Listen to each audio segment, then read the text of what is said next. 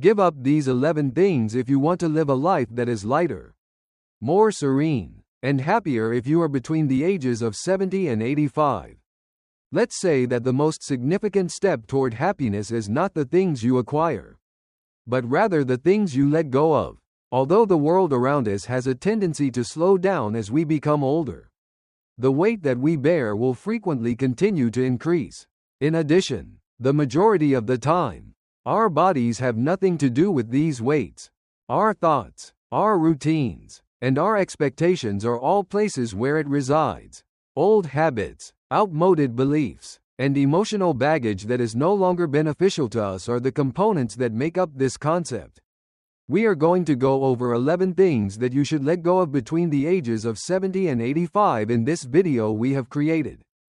In this stage of life, if you want to experience freedom and peace, they are not about giving up, rather, they are about clearing space. Space for joy, and space for living a lighter life. To tell you the truth, these 11 things are not only meaningful on an emotional level, they are also useful. They have their origins in experience, in feelings that countless of people have expressed in later life that they wish they had let go of sooner. If you have been experiencing the sensation that something is dragging you down, but you are unable to identify what it is, you could just find the answer to your question here. Because even letting rid of one of these habits or thought patterns can open the door to a version of life that feels more expansive, more honest, and more rewarding than you believed was possible. It is important to stay until the very end of this article. Let's get started. The need to maintain a constant state of activity comes in first. During the course of our education, we were instructed that being productive was synonymous with having value. I was under the impression that if you weren't doing anything, you weren't truly valuable, and it may be difficult to unlearn a message that was planted several decades ago. Despite the fact that you are now 70 or 80 years old, you may still experience a peculiar sense of guilt for taking a sleep, slowing down, or even sitting peacefully in the garden with no particular plans in mind. There is a voice that keeps coming back to you, telling you that you ought to be doing more. Nevertheless, what if doing less is not a sign of deterioration but rather a sign of understanding? Things are easier to overlook when you are constantly on the move. You fail to appreciate the silence that is necessary for insight. When you no longer evaluate your day based on how much you accomplished, but rather on how fully you were present, you find that you are missing out on the tranquility that comes with that. When you let go of the urge to be always busy, it does not mean that you cease caring about other people. It implies you begin to select the things that are actually important. You say no to the version of yourself that mistakes motion with meaning, to the noise that is distracting you, and to the obligations that are draining you. And within that specific location, a lovely thing begins to make its way back. A sense of tranquility, patience, and the capacity to appreciate what you have. Observe the light that is streaming in through the window while you are seated in a room. You are not required to work for your rest. It is sufficient to have you. Letting go of busyness is not the same thing as giving up. It's time to get up. Allowing oneself to live this period of life in the way that it was intended to be is what it means. While it is slower, it is also deeper. In the second place, you have outmoded expectations for yourself. We devote the majority of our life to the pursuit of an image. Who we believe we ought to be, what we believe we ought to have accomplished, and how we believe we ought to appear when we are doing either of these things. Nevertheless, the reality is that a significant number of those expectations were established several decades ago. When the world and ourselves were both different, it would be like trying to wear clothing that no longer fit if you were to try to hold on to them now. Once upon a time, they might have served you. If you were in your 40s or 50s, they might have even made sense. But at this point, they feel constricting in all the wrong areas, including the mental, emotional, and even spiritual aspects. It is possible that you continue to experience pressure to be strong all the time or to manage everything with your own two hands. There's a possibility that you're feeling frustrated because your body isn't moving as it used to. It's also possible that your vitality isn't as sharp as it used to be. While you are going through all of this, you are quietly telling yourself, I ought to be better than this. However, here is something that should be discussed more. To whom does this pertain? It is not a demonstration of your value to expect yourself to perform at the same level as you did 20 or 30 years ago. It does nothing but rob you of sleep. Ironically, the more you fight against the current state of affairs, the more difficult it is to see and appreciate the beautiful, capable, and smart aspects that are still there within you. There is a distinction to be made between letting go of outmoded expectations and letting go of dignity. To be more precise, it is a return to it, because you make place for something much more powerful when you stop evaluating yourself against an earlier version of who you used to be, and instead embrace who you are today with grace. You are able to recognize and accept yourself. You are able to let your body slow down without feeling embarrassed about it. You are able to relax your thoughts without worrying that it will begin to slip behind. The pursuit of perfection is abandoned in favor of the cultivation of presence. And what's even more amazing is that when you let go of those unseen standards, you frequently discover that the people in your life have never required you to be anything other than who you are. Authentic, gentle, and grounded. Therefore, if you have been experiencing the notion that you are not living up to your own personal checklist, it may be time to pull out your list and start over. The reason for this is that the version of you that is present right now is not any further behind. These things are just now starting to take shape. I would appreciate it if you could use the second comment section below to let me know that you are continuing viewing this video and that you are finding these insights to be helpful. I strongly suggest that you subscribe to the channel and activate the bell if you have not already done so. This will ensure that you do not miss any videos. With your assistance, we are able to continue producing high-quality content that will both inform and inspire you. Let's proceed with our plans now. Guilt for mistakes made in the past comes in third. As we get older, we begin to experience a certain kind of weightiness. The heart, not the body, is the source of the emotion. It is the dormant sense of guilt that hangs about in the recesses of our memories. The times that we wish we had managed more effectively, words that we are unable to retract, the opportunities that we did not use, people whom we may have caused harm to, even if we did not intend to do so. While such memories might become less vivid with the passage of time, the guilt typically does not. It continues to linger. In the middle of the night, it will occasionally make an appearance, sometimes in the midst of a discourse that is proceeding. When you reflect on the past, you will question yourself, why did I do that? Or, what if I had proceeded in a different manner? However, here is the reality. Everyone does not tell us enough. Not to punish, but to teach is the purpose of guilt. Once you have realized the lesson, accepted responsibility for your actions, and done everything in your power to make peace, it is time to let go of the situation. It is not honorable to individuals whom you may have caused harm to cling to feelings of guilt for the rest of your life. It does nothing but leave you mired in a moment that is no longer necessary for you to define yourself. Even more significantly, it prevents you from being totally present in the here and now. Coming from a state of uninhibited laughter, to be able to experience love without having the feeling that you do not deserve it. No, forgiveness is not something that we only extend to other people. In some cases, the most powerful demonstration of love is the one that we perform for ourselves. Expressing the belief that although I have made faults, I am nevertheless deserving of serenity. You were not supposed to have a haunting experience at this period of your life, which spans from the years 70 to 85. The intention was for them to be healed. And when you start to let go of that old guilt, a miraculous thing begins to take place. The moment you stop bracing and the moment you stop reliving, you begin to live. You discover that joy comes back to you more effortlessly. This causes your shoulders to sink, a sense of security among those in your immediate vicinity. Not because you are flawless but simply because you are present. When you let go of guilt, you are not forgetting what happened. Forgiving is what it means. In addition to this, It means ultimately granting yourself permission to enter a state of liberation that is beyond the grasp of regret.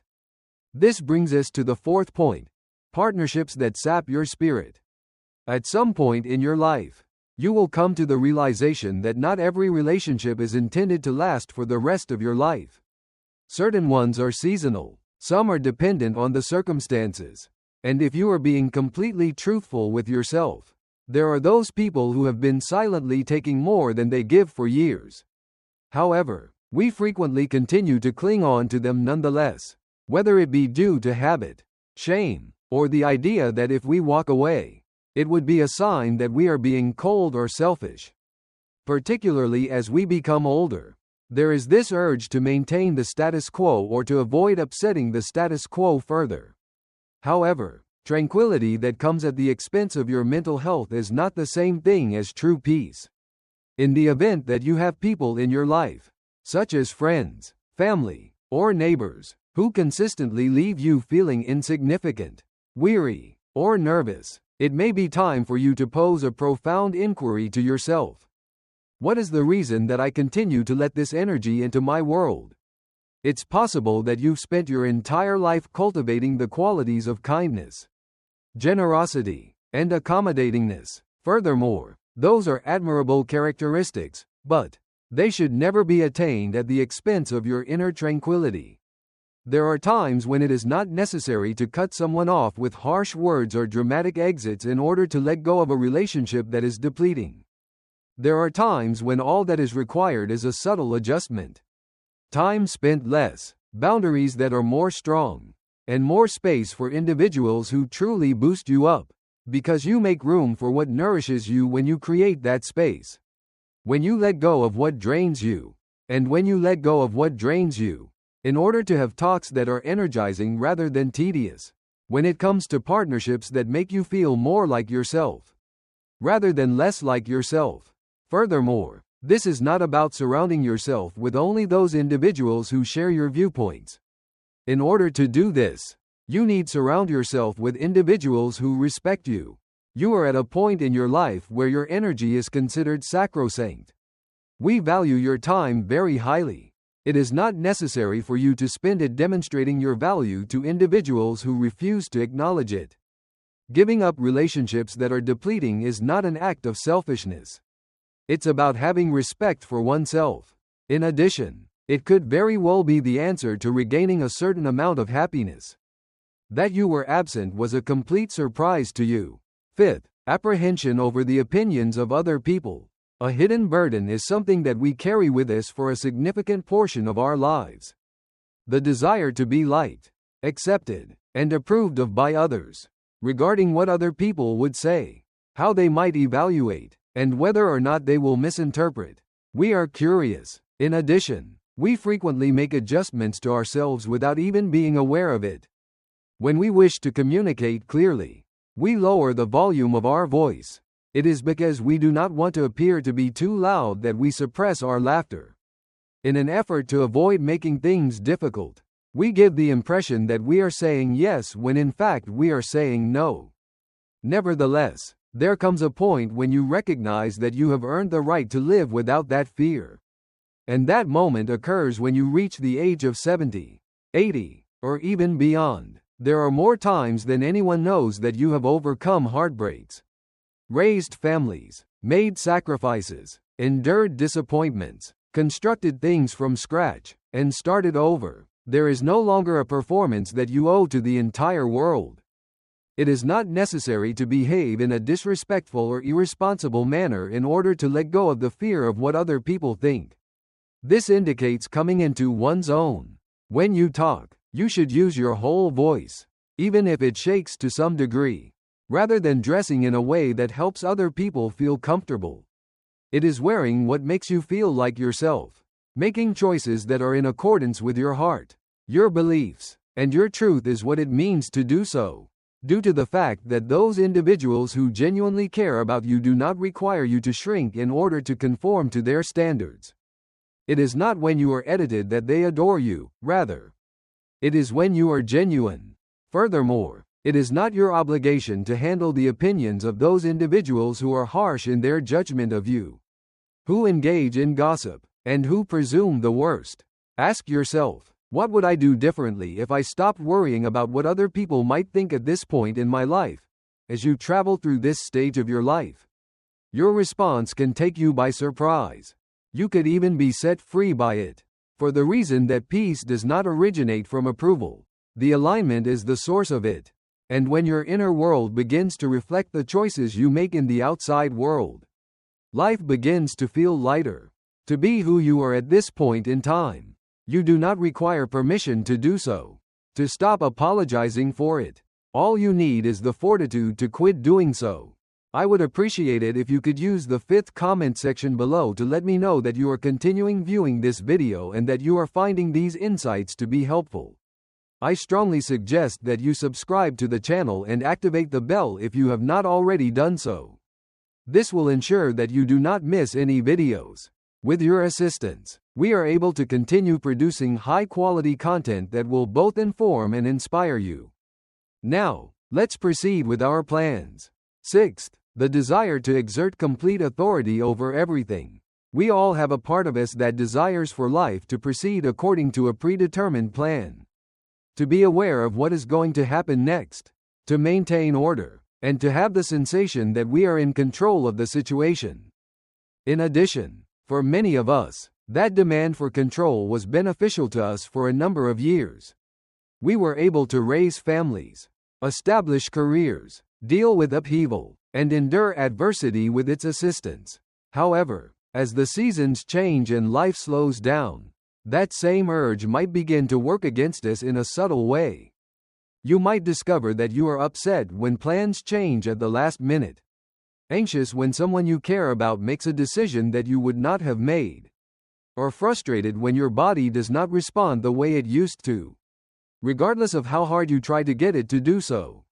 And lurking beneath it all is the nagging feeling that I need things to go the way I want them to. On the other hand, the reality is that control is frequently an illusion, and if we hold on too tightly, we risk losing the very thing that we are attempting to safeguard, which is our calm. It is not the same thing as giving up when you let go of the drive to control. It means letting go of your grasp, trusting a little bit more, and making room for things to emerge naturally, even if they don't look precisely how you hope they will. It entails selecting a state of calm rather than rigidity, inquiry rather than judgment, and acceptance rather than opposition. When you stop attempting to exert control over everything, you will discover that life becomes more gentle. This is not because the world has changed, rather, it is because you have changed, because you are not responsible for regulating the decisions that other people make. Your relationships get easier, because you are no longer struggling with the unpredictability of the situation. Your days feel lighter. Furthermore, the most crucial thing is that your heart no longer feels anxious because it is no longer anticipating what might go wrong. When you ultimately admit, I can't control this, but I can choose how I respond to it, you allow yourself a sense of quiet liberation that cannot be described. Also, by making that decision, you are regaining something that is more valuable than control. You are regaining your serenity. Confusion in both your home and your thinking is the 7th issue. Things, objects, papers, souvenirs, old appliances, unread books, and clothes that we no longer wear are some of the things that we accumulate over the course of several decades. In addition, we accumulate thoughts, fears, and memories that we have not yet resolved. When we least expect it, our homes and our minds are already stuffed to capacity. It is worth preserving some of it since it is lovely and nostalgic. However, if we are being completely honest, a significant portion of it is merely a waste of space. It may be the drawer that is stuffed with cords that no one can identify, the closet that you haven't opened in a year, or the pile of mail that continues rising on the kitchen table.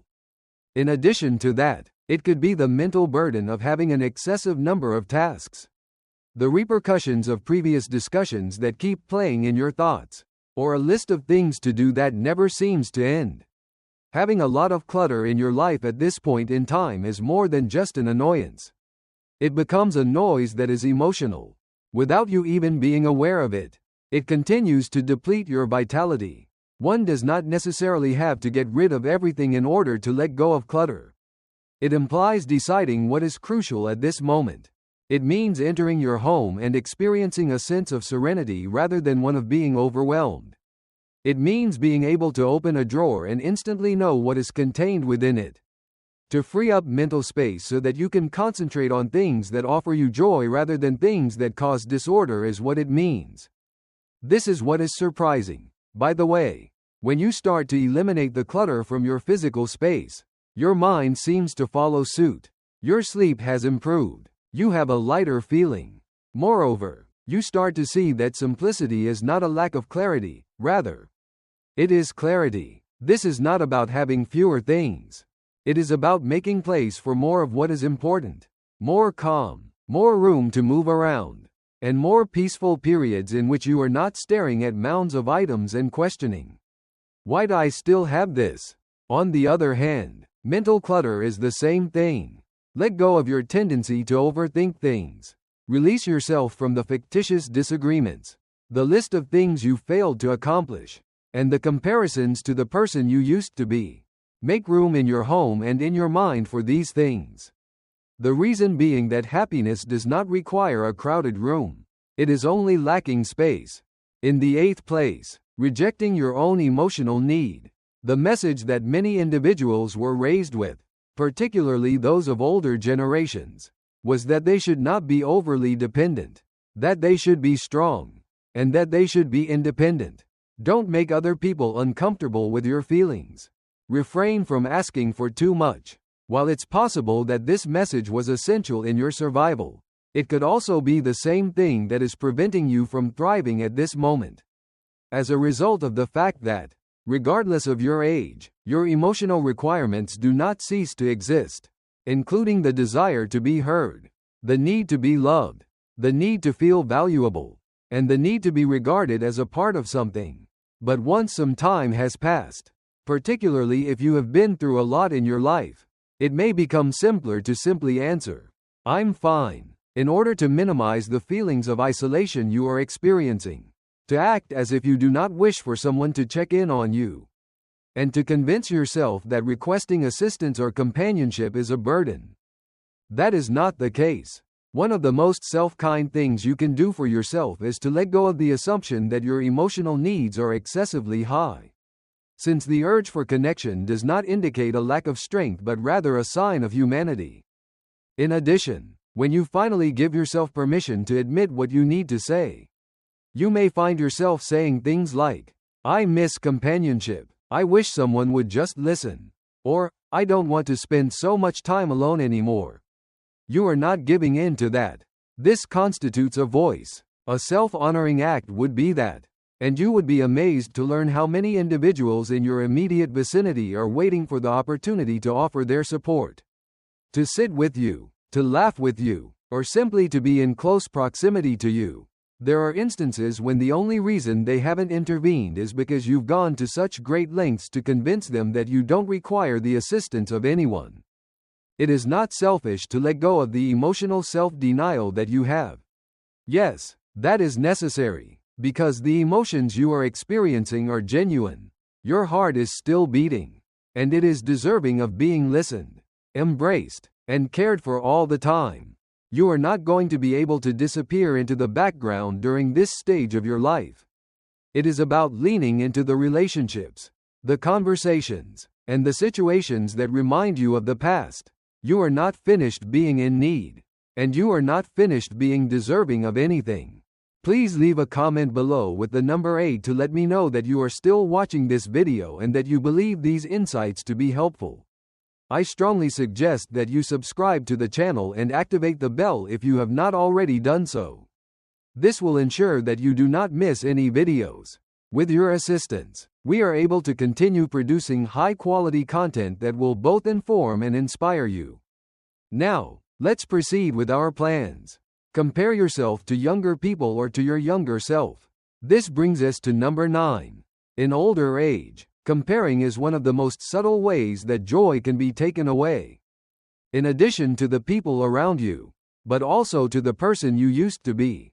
There is a possibility that you will find yourself looking at someone younger and thinking, I used to move like that. You might also find yourself looking in the mirror and recalling a version of your face that you had 20 years ago. It could also be the experience of witnessing someone else take on something new and then hearing a voice murmur, that used to be me. Without being aware of it, you begin to compare your current situation to your previous one, focusing on the things that have been lost rather than recognizing the things that have been gained. To tell you the truth, the person you used to be did not have the same level of knowledge that you do now. They had not witnessed what you had witnessed. The things that you had endured had not been experienced by them. The act of letting go of comparison does not include forgetting who you were in the past. This means that you put an end to utilizing that version of yourself as a standard that you are required to meet on a daily basis. In other words, it implies celebrating the changes rather than lamenting them. In other words, it means acknowledging that there is no shame in slowing down, in looking different, or in feeling differently about life. When it comes to other people, such as neighbors, younger family members, people you see on television, or others in your community, comparison simply serves to create distance between you and them. There is no need for you to demonstrate that you are still agile, still powerful, and still able to keep up, for the reason that your worth is not determined by your speed, looks, or productivity. It is founded on being present, on having wisdom, and on the calm steadiness that comes from living one's life to the fullest. Putting an end to comparison is the first step toward appreciating. As you take a look at your hands, your pace, and your day, you find that you are filled with thankfulness rather than judgment.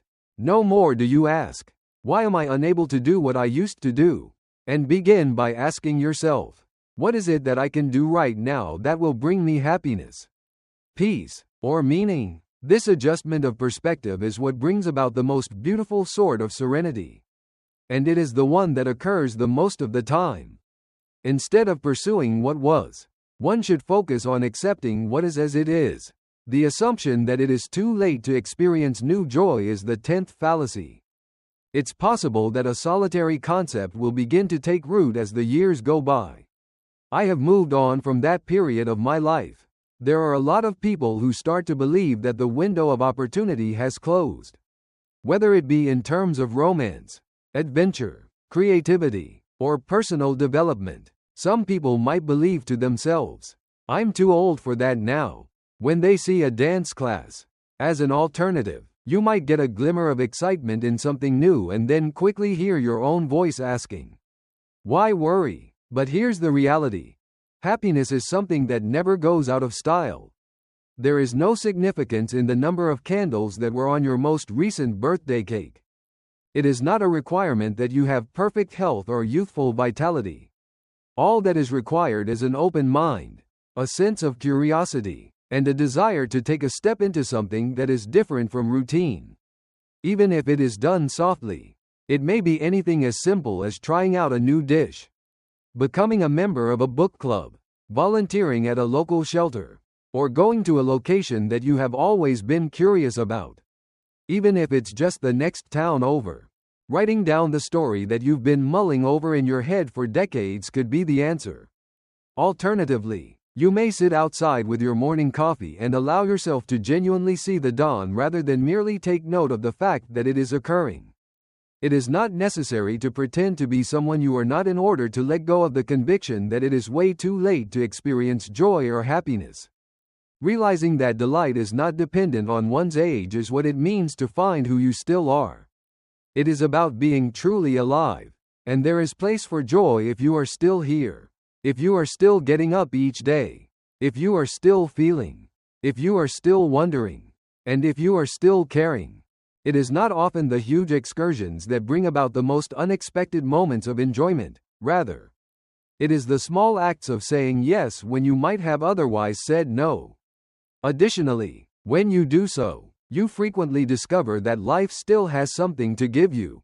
Brand new love, brand new joy, and brand new purpose. It is not usually in the romantic sense, but rather in the form of presence, awe, friendship, or self-compassion. You have not yet reached the end of the clock. And delight is still waiting for you. This is not some distant location, rather, it is right here, in the here and now. And I am just hope that you will reach for it. Number 11. A pattern of stating, I'm fine, while you are not in good health. Over the course of many years, many of us have used the same sentence. There are times when people do things out of habit, other times out of pride, and other times out of fear. But this is not always the case. You might experience feelings of loneliness, being overwhelmed, uncertainty, or simply exhaustion that you are unable to put into words.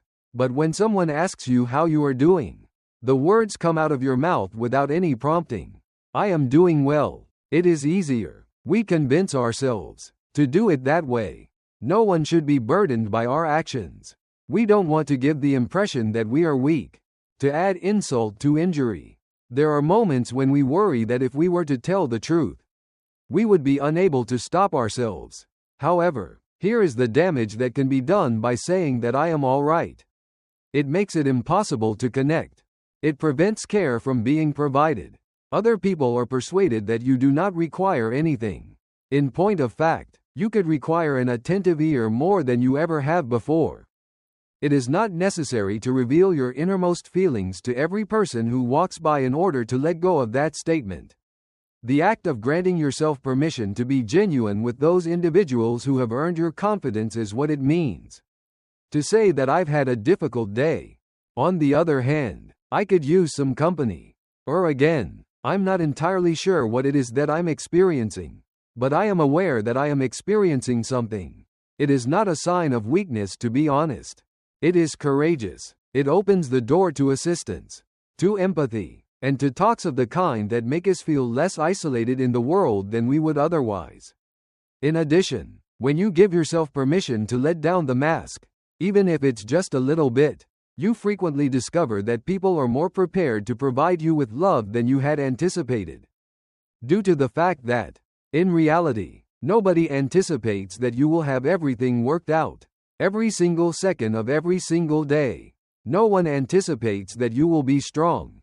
In the event that they do, the expectation that they have of you is more indicative of who they are than it is of you. When someone asks you how you are doing, the next time they do so, take a deep breath. Think about stating something that is a little bit more truthful if you are not feeling well. There is no way to know for sure, yet your honesty might not just make your load easier. There is a possibility that it will inspire another individual to put theirs down as well. Lastly, some thoughts. Now that we have gone over these 11 things, I would want to invite you to take a moment to pause. Not to pass judgment on yourself, but to ask yourself in a gentle manner, which of these am I still clinging to?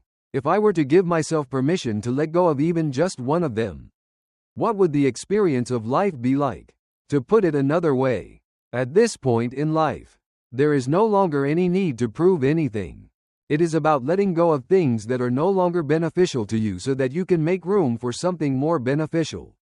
A more joyful morning, a more profound laughing, and a more genuine relationship. The act of letting go does not imply loss.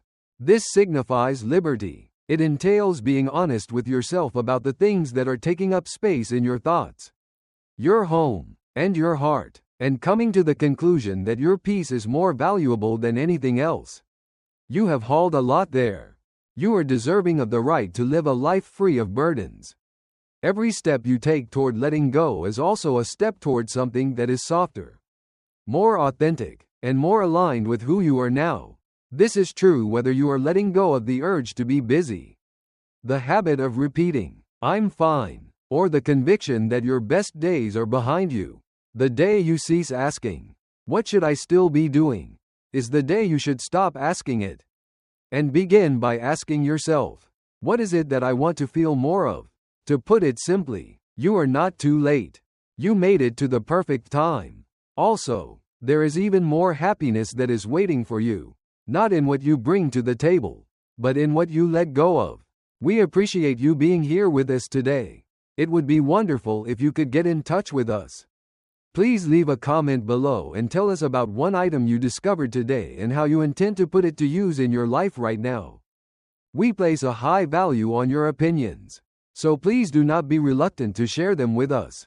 Our inspiration and encouragement are greatly increased as a result of reading your remarks.